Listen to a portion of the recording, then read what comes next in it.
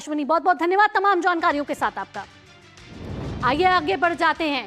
और जिस तरीके से हमने ऑपरेशन सिंदूर के जरिए सीमा पार में अपने एयर डिफेंस सिस्टम के जरिए दुश्मनों और दुश्मनों के आकाओं से चल रही फैक्ट्रियों को खदेड़ा है, अब पिछले 48 घंटे में हमारा एक्शन रहा है कि जो भारत की जमीन पर हमारे दुश्मन अपने फैक्ट्रियां चला रहे हैं वहां उनको कैसे खदेड़ा जाए। पिछले 48 घंटे में भारतीय सेना को बड़ी सफलता हासिल हुई है।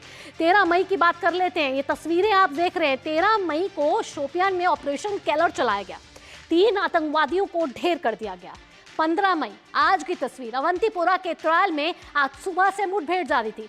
सुबह महज एक आतंकवादी को ढेर किया गया था, जिसके बाद चारों तरफ से सेना ने इन 2 आतंकवादियों को घेरा हुआ था। अब और सफलता हासिल करते हुए तीनों आतंकवादी निस्ते नाबूद ढेर हो चुके हैं। यानी 48 घंटे में 6 आतंकवादियों को मार गिराया है भारतीय सेना ने। और ये वो आतंकवादी हैं जो ठिकाना बनाकर बैठे थे भारत की जमीन पर। इस समय विशाल दारिस्टो हमारे साथ ज्यादा जानकारी के साथ जुड़ गए हैं। विशाल, भारतीय सेना को सलाम है, जिस तरीके से प्रिसीजन के साथ इन दोनों ऑपरेशंस को चलाया गया, जहां एक तरफ 48 घंटे में शोपियान में हमें बड़ी सफलता मिली, वहीं आज त्राल में भी तीनों आतंकवादियों को ढेर कर दिया गया है। बिल्कुल ठीक कहा भावना आपने। और मैं बता दूं कि हमारी जो फौजें हैं वो ना सिर्फ बॉर्डर की हिफाजत कर रही है, बॉर्डर पे दुश्मन के दांत खट्टे कर रही है, बल्कि देश के अंदर भी उन तमाम दुश्मनों को जो पाकिस्तान के इशारे पर भारत के खिलाफ षड्यंत्र रच रहे हैं उनको भी ढेर किया जा रहा है। और अभी हालांकि कन्फर्मेशन नहीं आया, लेकिन सूत्रों के मुताबिक ये जो तीनों आतंकवादियों को ढेर किया गया है ये जैश के आतंकवादी बताए जाते हैं। और ये भी सूत्रों के हवाले से खबर आ रही है कि जिन 14 आतंकवादियों की लिस्ट जारी की गई थी उसमें से 6 को एलिमिनेट किया जा चुका है। अभी थोड़ा सा वक्त और लगेगा। चलाया गया था विशाल, उसमें भी जो 3 आतंकवादी ढेर किए गए थे वो भी जैश के थे। नहीं भावना, वो लश्कर ए तैयबा के टेररिस्ट थे तीनों, और अब ये जैश के बताए जा रहे हैं, लेकिन ऑफिशियल कंफर्मेशन अभी ये आना बाकी है।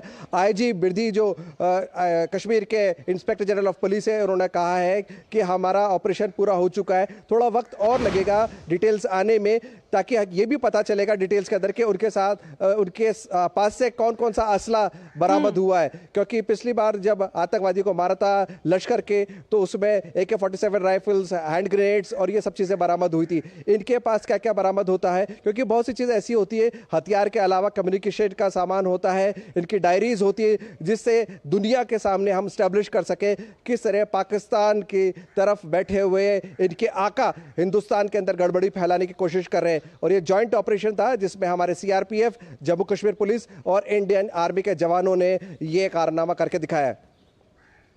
बिल्कुल विशाल, तो साफ तौर पर नजर आ रहा है कि भारतीय सेना एक के बाद सफलता हासिल करते हुए, और शोपियान में जिस तरीके से लश्कर के 3 आतंकवादियों को ढेर किया था, वहीं आज अवंतीपोरा में, त्राल में 3 आतंकवादी और जो जैश के उनको बताया जा रहा है उनको ढेर किया गया है।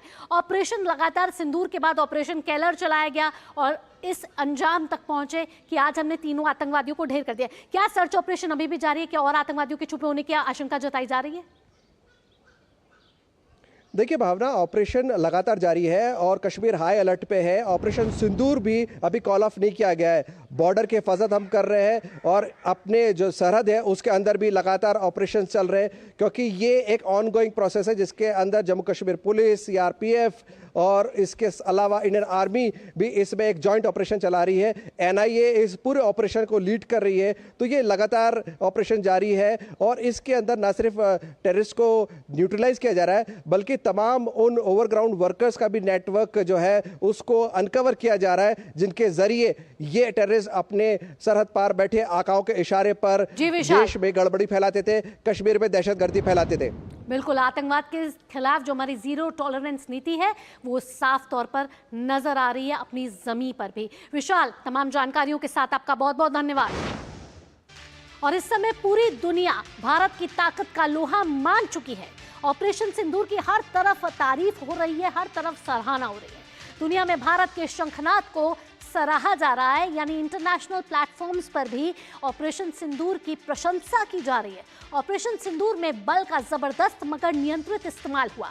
सटीक, निर्णायक और बिना हिचकिचाहट के आधुनिक चीजों का इस्तेमाल हुआ, मेड इन हथियारों का इस्तेमाल हुआ। आधुनिक युग में इस तरह की स्पष्टता दुर्लभ देखने को मिलती है।